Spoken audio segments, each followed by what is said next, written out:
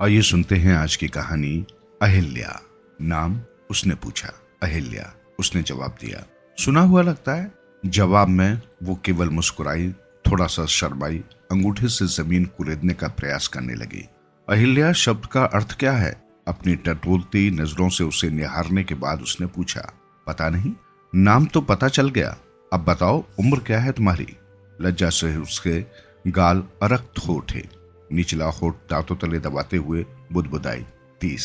30 कोई कम उम्र नहीं है। अगर शादी हो जाती तो अब तक बच्चों की मां बन चुकी होती, उसने कहा। उसकी ये बात उसे बिल्कुल नहीं सुहाई। कोई और प्रसंग होता तो वो उसे टका सा जवाब देती, शरीर को चिपकाने वाली उसकी ललचाई आंखें नोच लेती। पर आज वो लाचार थी। रविवार पेट में बेचने लाई गई भीड़ की तरह, जहां उसका भविष्य तय होता है। खरीदने वाला उसे मारेगा या पालेगा। शिक्षा अचानक धमाके की तरह आए प्रश्न से उसकी विचार श्रृंखला टूट गई। 10वीं क्लास। 10वीं पास नहीं, 10वीं में थी तब पढ़ाई छूट गई। क्यों? माँ गुजर गई। माँ की याद में उसकी आंखें भर आई। लगा कि आज अगर माँ होती तो ये नौबत नहीं आती। जो गई सो गई, अब तुम क्यों रो रही हो? उसने मजाक उड़ाया। मन ही मन वो क्रोध से तिलमिला उठी, पर उसने अपने क्रोध पर काबू किया। क्या सचमुच तुम्हें अपने नाम का अर्थ नहीं मालूम?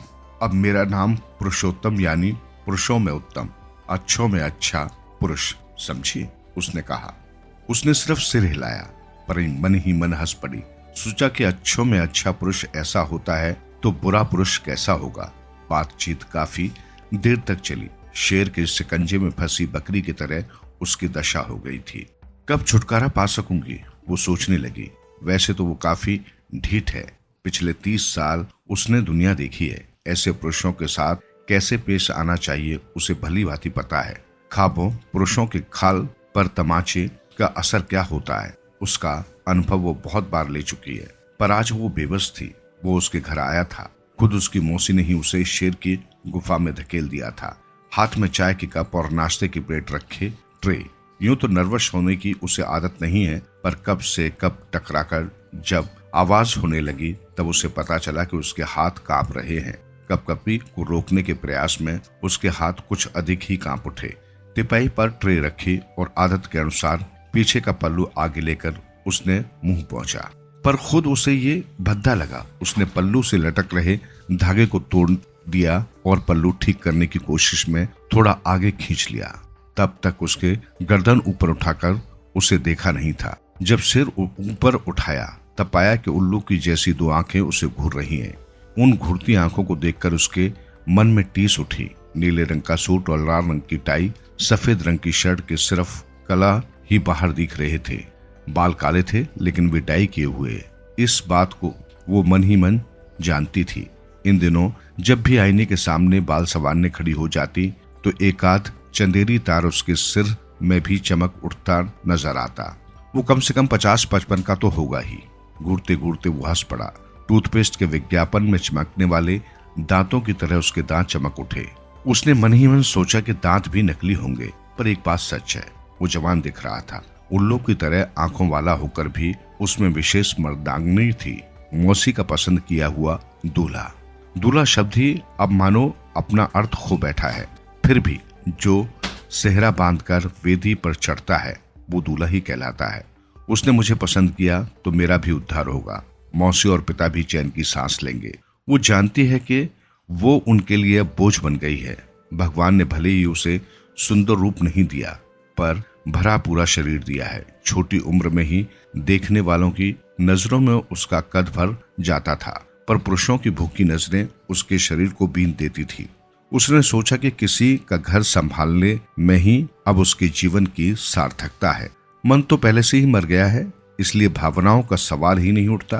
किसी ने कभी उसकी पसंद नापसंद की परवाह ही नहीं की, पर अब पुरुषोत्तम को देखने के बाद उसे उसमें कोई बुराई नजर नहीं आई। आंखें मूंद कर उसने भगवान से मांगा कि वो उसे पसंद करे। आरंभ में चुप्पी को तोड़ते हुए जब उसने पूछताछ शुरू की तब उसमें क्रोध उबालने लगा। फिर भी ठंडे दिमाग से सब कुछ सहकर उसने मन ही मन कहा कि एक बार तुम्हारी बीवी बनूं तो फिर तुम्हें सिखाऊंगी। पूछताछ पूरी हुई और उसने एक विलक्षण सवाल किया। अगर मैंने तुम्हें पसंद किया तो तुम्हें खुशी होगी? इतनी ढीठ होने के बावजूद वो शर्माई। नजरें झुकाकर उसने हाँ में गर्दन हिलाई, पर उसके हाथ आगे करते ही वो पीछे हट गई। तुम्हें पता है ना, मेरी पहली पत्नी मर गई है। मैं तुम्हें अंधेरे में नहीं रखना चाहता। तुम्हारे पिताजी ने अगर तुम्हें नहीं बताया हो तो मैं तुम्हें बता देता हूँ। मेरी दूसरी पत्नी बनकर तुम आना चाहोगी ना? 2 वक्त का खाना और इज्जत का जीना मैं तुम्हें दे दूंगा। मेरी कोई औलाद नहीं है, ये कमी तुम पूरी करोगी, यही मेरी तुमसे अपेक्षा है।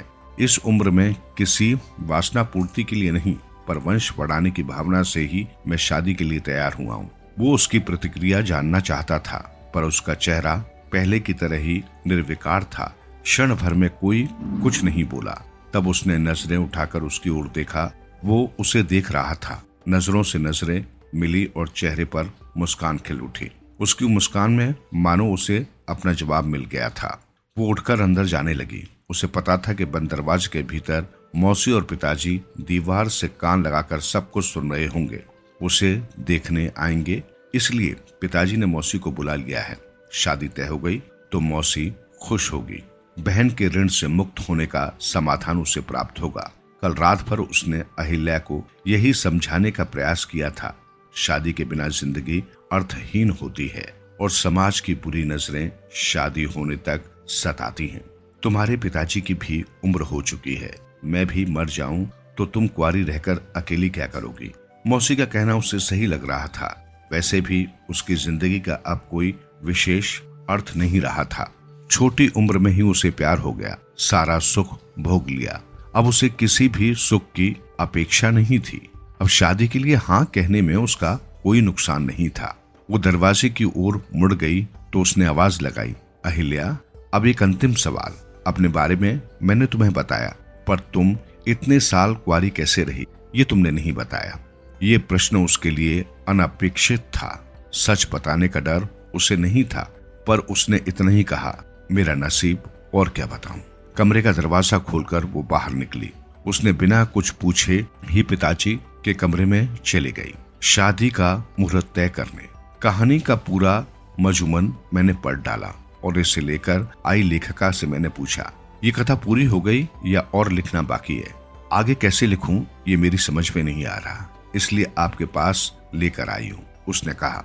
मेरे सामने लगभग 50 वर्ष की एक स्त्री बैठी थी जो ये कहानी लेकर आई थी।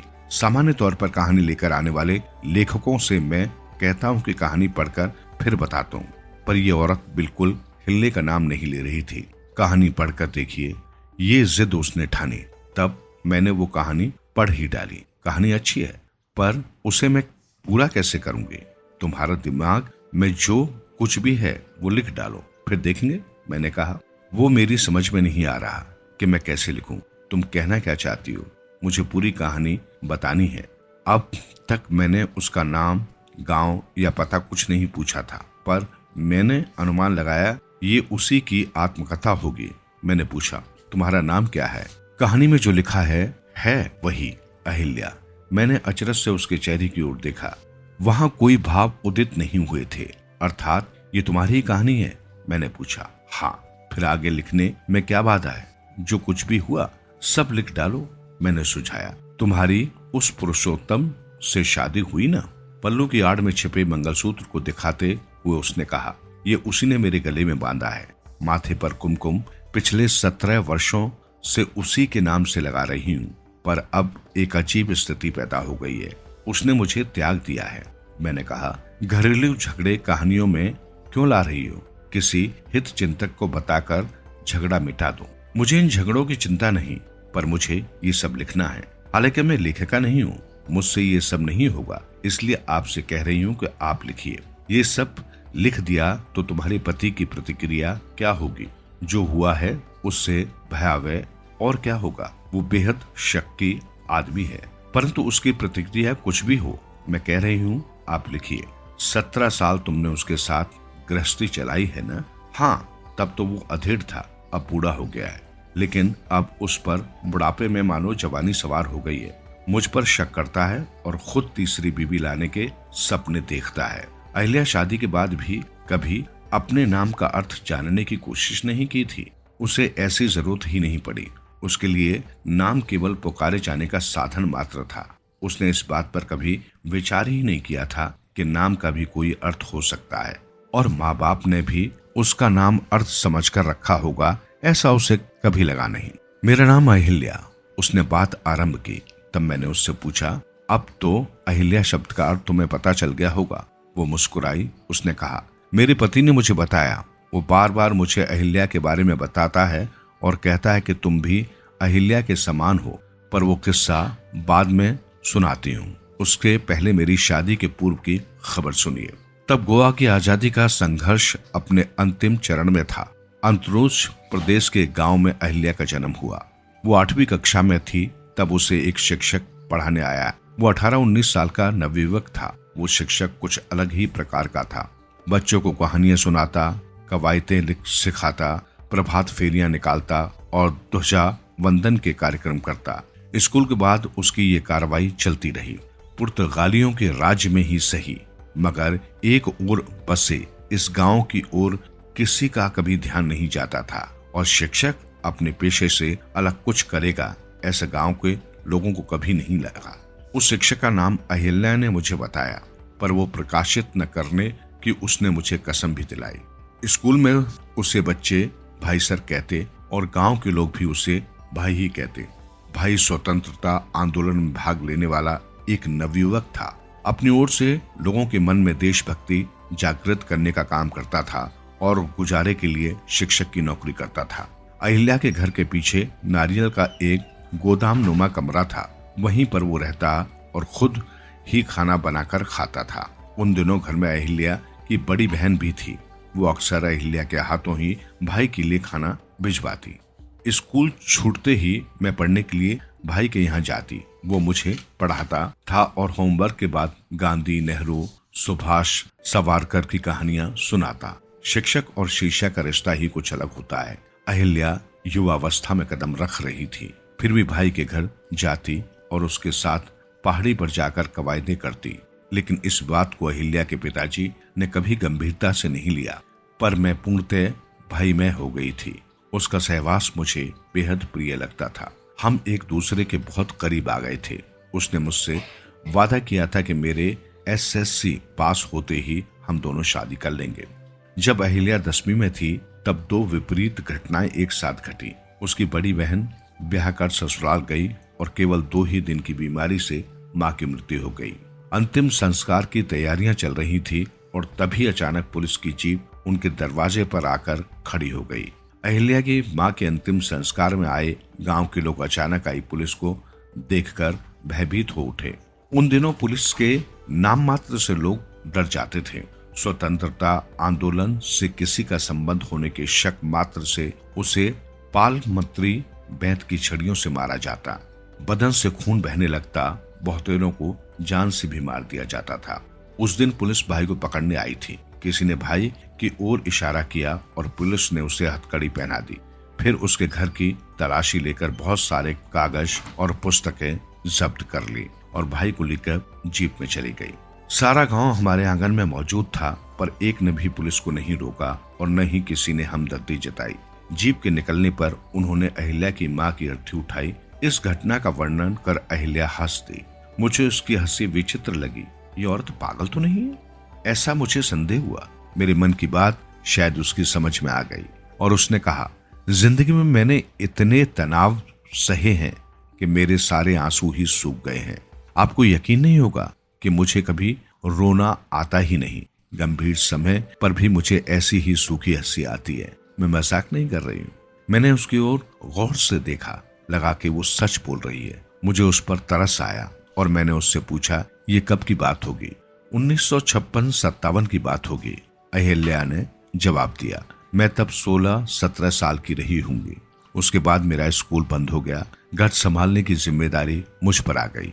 हर दिन बड़ी आशा लेकर मैं भाई का इंतजार करती थी कि वो आएगा, पर वो कभी लौटा ही नहीं। स्कूल के आवास में पुर्तगाली झंडा उतारकर भारतीय झंडा फहराने का आरोप भाई पर लगाया गया था।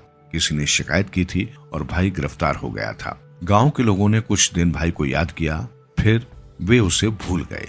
स्कूल के व्यवस्थापकों ने सरकार से दुश्मनी क्यों मोल लें, ऐसा सोचकर एक पुर्तगाल द्रोही शिक्षक को नौकरी से निकाल दिया था। अहिल्या अब जवान हो गई थी। वास्तव में हुआ क्या, ये उसे अच्छी तरह पता था। जिस आईने में वो अपना रूप निहारती थी वही मानो चूर चूर हो गया। न वो खुलकर रो सकती थी और न ही अपना मन किसी के सामने खोलकर रख सकती थी। पर कुछ ही दिनों में उसे पता चला कि वो माँ बनने वाली है। किसे बताएगी? मौसी के यहाँ जाकर उसे ही सब कुछ बता दिया। उसी रात मौसी उसे लेकर वापस घर आई। उसने पिताजी से बात की। ऐसा नहीं लगता कि वो जीते जी वापस लौटेगा, और लौट भी आया तो पुलिस उसे चैन से जीने नहीं देगी। उसका ख्याल ही दिमाग से निकाल देना बेहतर होगा।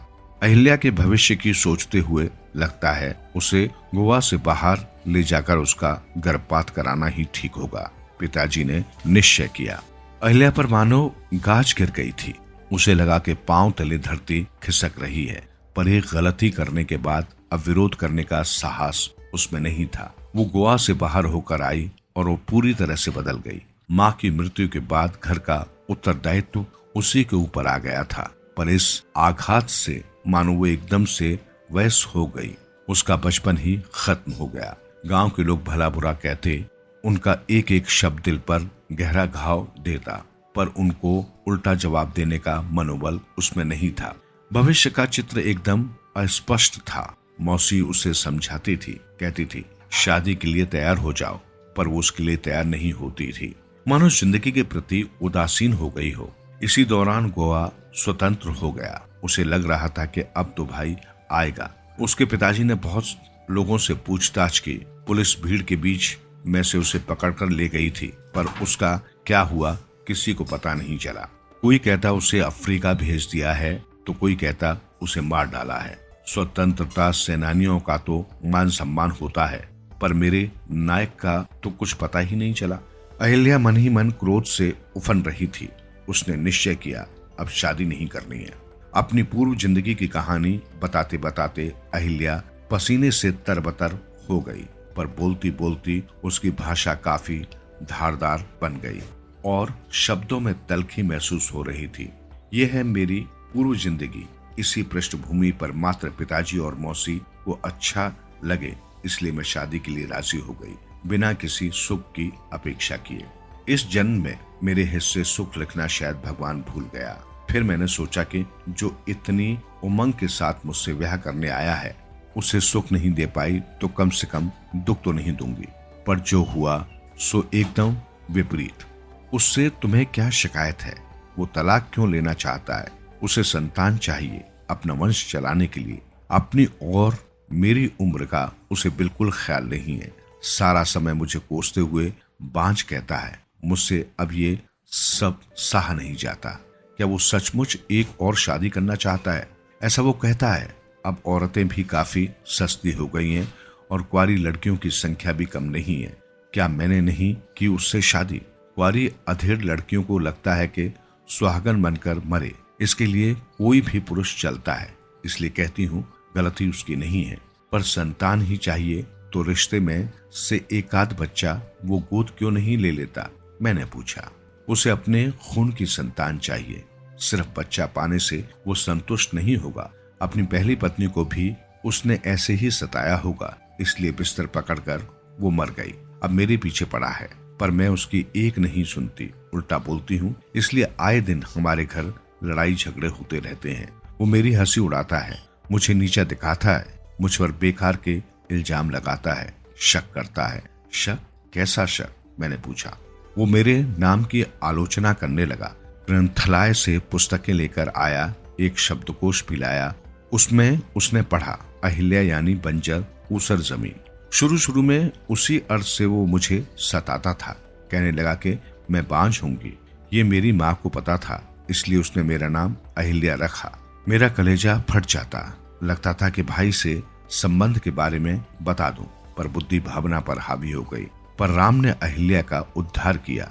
ये तुमने उसे नहीं बताया? मुझे कहाँ पता था। ये बात भी उसी ने मुझे बताई। एक कोश में लिखा था अहिल्या गौतम ऋषि की पत्नी है। फिर वो गौतम ऋषि पर पुस्तक लाया। उसने मुझे पढ़कर सुनाया कि सारा दोष अहिल्या का ही था। बूढ़ा ऋषि अपनी पत्नी पर शक करता है और शाप देता है, तब वो शिला बन जाती है और फिर राम उसका उद्धार करता है। वो अपने आप को गौतम ऋषि समझता है और मुझ पर शक करता है। दूसरे पुरुषों के साथ जाना होता तो मैं यहाँ सब ये क्यों सहती। अहिल्या के मन की कश्मकश मेरी समझ में आई और मैंने कहा, कथा का विषय सच में अच्छा है, तुम्हारी इजाजत हो तो मैं इसे लिख दूंगा। ये केवल कहानी नहीं, सत्य घटना है। ऐसा नहीं कि गौतम ऋषि पहले जमाने में होते थे, आज भी हैं, पर आज इस बात का मुझे कोई गम नहीं है। मुझे लगा कि गौतम ऋषि की कथा इस अहिल्या पर ठीक लागू होती है। बुढ़ापे में विवाह करके वंश विस्तार बढ़ाने की चाह रखने वाले गौतम ऋषि के पास था तब से संचित पुण्य, पर बढ़ती उम्र के साथ देह भी थक गई है, इसका आकलन नहीं था। पुण्य से उसकी वाणी में मंत्रों की शक्ति तो आई थी, पर वार्धक्य पर मात करने वाली कोई दवा उसके पास फिर भी नहीं थी। बढ़ती उम्र में केवल अपना वंश बढ़ाने की चाह से उन्होंने अहिल्या से विवाह किया। पुराणों में लिखा है, एक दिन नदी पर से नहाकर आते वक्त उन्होंने देखा कि अहिल्या के साथ कोई दूसरा पुरुष है और उन्होंने उसे शाप दे दिया। कथा याद आई, फिर भी मैंने अहिल्या को नहीं बताई। सिर्फ इतना ही कहा कि गौतम ऋषि के पास संचित पुण्य था, इसलिए उनका शाप लग गया। मेरे पति के पास केवल पाप की राशियां हैं। एकदम आवेश में आकर उसने कहा, फिलहाल तुम दोनों साथ रहते हो या नहीं? मैंने उससे साफ कहा है, गले में मंगलसूत्र बांध के मैं इस घर में आई हूँ, अब इस घर से मेरी अर्थी ही उठेगी। उसकी प्रतिक्रिया क्या रही? गुस्से से आग बबूला होकर उसने कहा, खुद तो बांझ है, मेरा वंश भी निर्वंश करने चली है राक्षसी। तब तो मुझसे रहा नहीं गया। फिर मैंने उससे कहा कि अगर सच बात का पता चले तो तुम पर आकाश टूट पड़ेगा। मैं अहिल्या की ओर देखता रह गया। वो थर थर कांपने लगी थी, मानो शरीर में आत्मा का संचार हुआ हो। उस प्रसंग का वो वर्णन करने लगी। उसने अपने पति से कहा, तुम मुझे पापी कहो पर बांझ नहीं। पति ने कहा, अब तुमने खुद ही कबूल कर लिया तो अच्छा ही हुआ। तुम व्यभिचारिणी हो, व्यभिचार पाप ही है। अब अगर बांझ को बांझ कहो तो क्यों छुपता है? मैं बांझ नहीं हूँ, मैं बदनसीब हूँ, इसलिए मेरा बच्चा नहीं बच पाया। पर तुम तो इतने दिन केवल वाक्य युद्ध होता था, लेकिन आज अहिल्या की तीखी भाषा सुनकर पुरुषोत्तम ने उसके मुंह पर जोर से तमाचा लगाया कि वो अब तिलमिलाकर गिर पड़ी। वो बड़बड़ाने लगी, तुम्हारे ये लक्षण मैं खूब जानता हूँ। तब उस मास्टर के साथ रंग उड़ाती रही और अब आने जाने वालों के साथ आंख लड़ाती हो सकता है, उसने उपहास भरे स्वर में कहा, पर मैं बांझ नहीं हूँ। अगर पुरुष धर्म के अनुसार 2 पत्नियां कर सकता है तो स्त्री का दूसरा पति होना अधर्म कैसे? अहिल्या की कहानी खत्म हो गई। इस पूरे तथ्य को वो संसार के सामने लाना चाहती थी। मैंने उसकी सारी कहानी लिखने का उसे वचन दे दिया। एक काम करना होगा, उसने कहा, मेरे पति महाधूर्त हैं। कहानी प्रकाशित होने से पहले उसे कुछ पता नहीं चलना चाहिए। उसे कैसे पता चलेगा? मैंने पूछा। छापते वक्त मैं उसका नाम बदल दूंगा, गौतम रखो, उसने कहा, पर मेरा नाम अहिल्या ही रहने दो।